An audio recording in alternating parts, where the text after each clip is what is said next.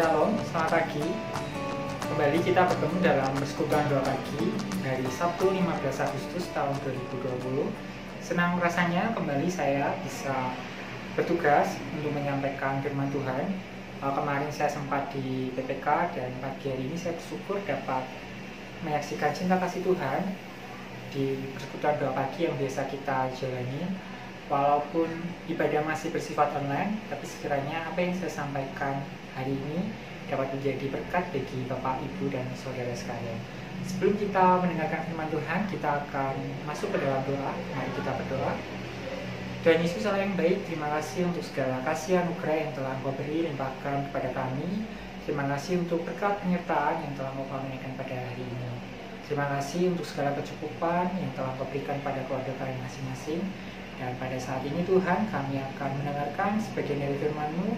Sekiranya firman-Mu dapat menjadi benih yang tertanam subur dalam setiap hati kami, sehingga dapat bertumbuh dan berbuah berlipat kali ganda. Kami menyerahkan untuk penyertaan renungan firman Tuhan pada pagi hari ini, hanya di dalam satu kuasa nama Tuhan kami, Yesus Kristus. Haleluya. Amin. Apa kabar Bapak Ibu, saudara-saudara yang kekasih? Bagaimana kabar Anda sekalian? Saya berharap Anda dalam keadaan yang sehat, Anda dalam keadaan yang baik-baik saja, dan Anda dalam keadaan yang berkecukupan. Sekiranya kasih damai Tuhan Yesus Kristus selalu ada dalam hati kita, ada dalam keluarga kita, ada dalam setiap pribadi kita, yang selalu menemani kita, menerangi kita untuk menunjukkan jalan yang baik di dalam kehidupan kita. Nah, pagi hari ini masih dalam tema kemerdekaan, karena kita masih bulan Agustus, di mana bangsa kita Indonesia merayakan peringatan Hari Kemerdekaan untuk yang ke-75 tahun. Nah, pada pagi hari ini saya juga akan mengangkat tema tidak jauh dari kemerdekaan Bapak Ibu, yang saya ambil dengan judul firman Tuhan pada pagi hari ini, Merdeka dalam Iman. Saya mengambil ayat dalam Efesus 2 ayat yang ke-8. Sebab karena kasih karunia kamu diselamatkan oleh iman. Itu bukan hasil usahamu, tetapi pemberian Allah. Sedikit kita akan flashback bagaimana Indonesia, gak terlalu banyak Bapak Ibu, dalam meraih kemerdekaannya. Kita tahu bahwa kemerdekaan bangsa Indonesia diraih atas hasil perjuangan dari bangsa kita, baik dalam bidang diplomatik, melalui perundingan-perundingan yang dilakukan oleh para pahlawan kita, ataupun melalui medan pertempuran, dengan cara kita harus berperang dan bertaruh nyawa di situ, dan banyak pahlawan yang berguguran. Dan kita harus tetap menghargai jasa-jasa para pahlawan kita, karena tanpa mereka mungkin kita tidak akan merasakan kemerdekaan yang sekarang ini kita rasakan. Nah, beberapa waktu yang lalu mungkin kita sering mendengar khotbah atau sudah disampaikan oleh Gembala Sidang kita bagaimana cara kita mengisi kemerdekaan Indonesia dengan sikap kita, perilaku kita, bagaimana cara kita bernegara. Nah, pada pagi hari ini saya juga akan membahas beberapa hal yang berkaitan dengan mengisi kemerdekaan, tapi bukan mengisi kemerdekaan kita sebagai warga negara Indonesia, karena hukumnya wajib kalau kita harus mengisi hal yang positif jika kita hidup di negara Indonesia, tapi kita akan mengisi hari-hari kita setelah kita merdeka. Konteks merdeka di sini adalah konteks ketika darah Tuhan Yesus yang telah mati di kayu salib menebus dosa kita, memerdekakan kita, menjadikan kita orang yang merdeka dari dosa. Kemudian setelah itu apa yang harus kita lakukan? Bagaimana atau upaya-upaya apa atau hal-hal yang perlu kita sampaikan kepada sesama kita atau perilaku kita yang perlu kita lakukan dalam mengisi kemerdekaan kita secara rohani.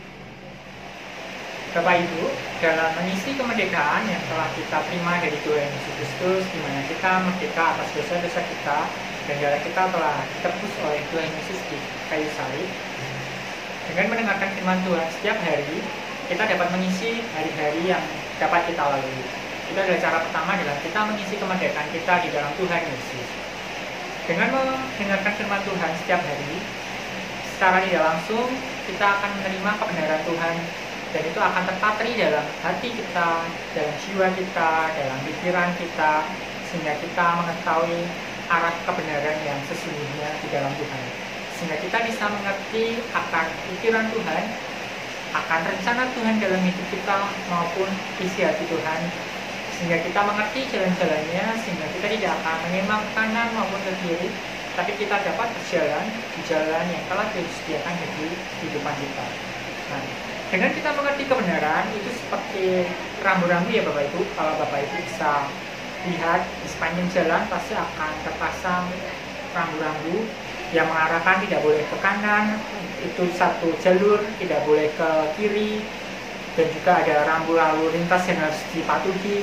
Nah, mendengarkan firman Tuhan sama halnya adalah step awal untuk kita memiliki pengertian, di mana pengertian akan kognitif ini dapat kita jadikan bekal untuk kita menjalani kehidupan kita sehari-hari, atau ketika kita dipertemukan dalam suatu permasalahan atau suatu dilema sehingga kita memerlukan hikmat yang datangnya daripada Tuhan.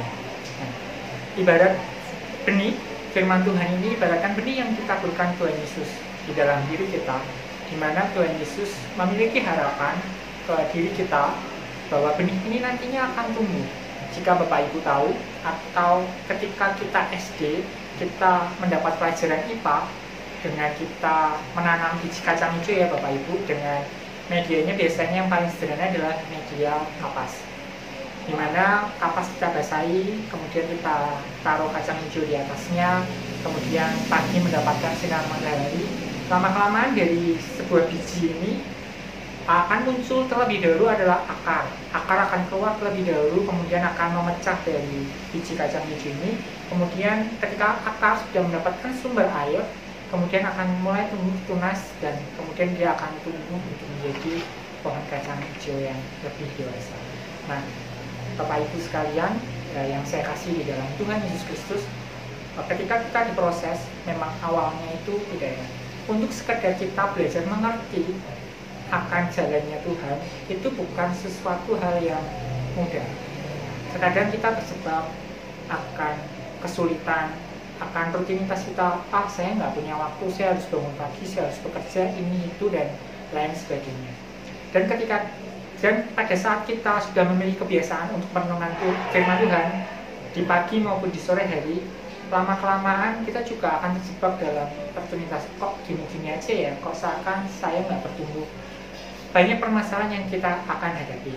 Tapi percaya Bapak Ibu, ketika kita dengan setia melakukan perkara kecil, ketika kita dengan tekun melakukan perkara-perkara yang Tuhan Yesus beri kepada kita, niscaya Tuhan Yesus akan menaruh kepercayaan yang lebih besar kepada kita, dan Tuhan Yesus akan taruh damai sejahtera lebih lagi dan lebih dalam lagi ke dalam hati Bapak Ibu, untuk kita rindu datang kepada Tuhan, untuk kita rindu merenungkan firman Tuhan dengan baik, untuk kita rindu merasakan hadiratnya setiap pagi, untuk kita rindu merasakan kasihnya ketika menjelang kita tidur, kita bersekutu dengan dia, ataupun di waktu-waktu tertentu yang Bapak Ibu bisa lakukan.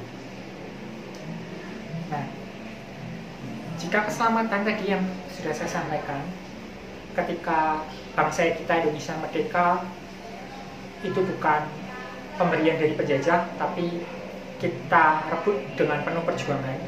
Tapi untuk kita sebagai orang Kristen, kemerdekaan atau keselamatan yang kekal dari Tuhan Yesus, Allah Bapa kita yang di surga, itu diberikannya secara cuma-cuma, gratis, karena kasih karunia Allah Bapa kita kepada kita, sehingga kita bisa mendapatkannya.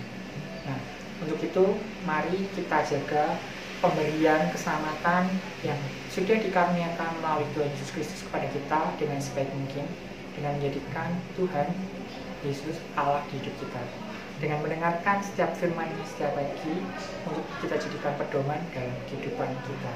Nah, selanjutnya yang kedua, ketika yang pertama kita sudah mendengarkan firman Tuhan, yang kedua, apa yang perlu kita lakukan? Nah, yang perlu kita lakukan adalah bertumbuh di dalam firman. Seperti yang saya jelaskan tadi di awal, ketika biji ini tadi sudah pecah, kemudian keluar akar dan mulai bertunas, selanjutnya yang harus kita lakukan adalah bertumbuh ke arah Tuhan. Ketika kita sudah mendapatkan nutrisi yang baik, kita mendapatkan vitamin yang baik dari pengembalaan di gereja kita beribadah, dari perenungan firman Tuhan kita secara pribadi, maupun suplemen dari kabar baik atau Injil yang kita dengar dari entah itu media radio maupun media online seperti YouTube dan lain sebagainya, kita harus mau untuk bertumbuh. Mau bertumbuh artinya di sini kita harus ada harga bayar yang harus kita lakukan, atau ada harga bayar yang harus kita beri, di mana harga bayar tersebut adalah entah itu waktu kita, entah itu perasaan kita, entah itu karakter kita yang harus kita serahkan kepada Tuhan Yesus untuk mau dibentuk melalui setiap permasalahan yang ada dalam kehidupan kita. Bapak Ibu yang saya kasih di dalam Tuhan Yesus Kristus, untuk poin yang ketiga yang ingin saya sampaikan adalah berbuah di dalam Tuhan. Ketika kita bisa menghasilkan buah-buah roh, percaya Tuhan akan semakin mengembangkan kita, semakin memakai kita untuk kita bisa dipakai menjadi alat kebenarannya. Ketika kita bisa menghasilkan buah-buah roh, tidak hanya Tuhan Yesus saja yang disenangkan, tetapi masyarakat di sekitar kita akan diberkati, orang-orang terdekat kita akan semakin terberkati oleh kehadiran kita. Dengan hal itu, apa yang telah kita lakukan selama ini dapat memberkati atau dapat berguna bagi lingkungan dimanapun kita ditempatkan. Seperti yang telah saya sampaikan di awal tadi, ketika kita sudah melakukan step awal yang baik, kita juga perlu mengisinya dengan hal yang baik pula, dan pada suatu saat nanti kita juga harus mengakhirinya dengan baik pula. Karena hendaklah kita sempurna seperti Bapa kita yang ada di surga adalah sempurna, Bapak Ibu. Maka dengan kasih karunia yang datangnya daripada Tuhan Yesus, kita akan dimampukan dalam kita menghasilkan buah-buah kita untuk kita dapat jadi berkat. Nah, sekian dan terima kasih. Dan sebelum saya tutup firman Tuhan pada pagi hari ini, saya ada sebuah pesan singkat. Hidup menjadi berkat itu sudah biasa. Banyak orang bisa melakukan hal itu. Tetapi mengabdikan hidup kita kepada sumber berkat, yaitu Tuhan Yesus Kristus sepanjang hidup kita, itu baru luar biasa. Tuhan Yesus memberkati, salam sehat selalu, dan kita akan tutup di dalam doa. Mari kita berdoa. Tuhan Yesus, kami mengucap syukur untuk pagi yang telah Kau karuniakan bagi kami, untuk firman Tuhan yang sudah saya sampaikan. Sekiranya Tuhan Yesus melalui Roh Kudus yang akan memberi pengertian kepada jemaat-Mu untuk semakin hari boleh semakin dipulihkan dalam kehidupannya, untuk semakin hari bisa semakin bertumbuh dan menghasilkan buah-buah roh di hadapan-Mu. Terima kasih ya Bapak, kami mengakhiri persekutuan doa pagi kami pada hari ini secara online menjadi dalam kuat kuasa Tuhan kami Yesus Kristus. Haleluya. Amin. Selamat pagi, Tuhan Yesus memberkati.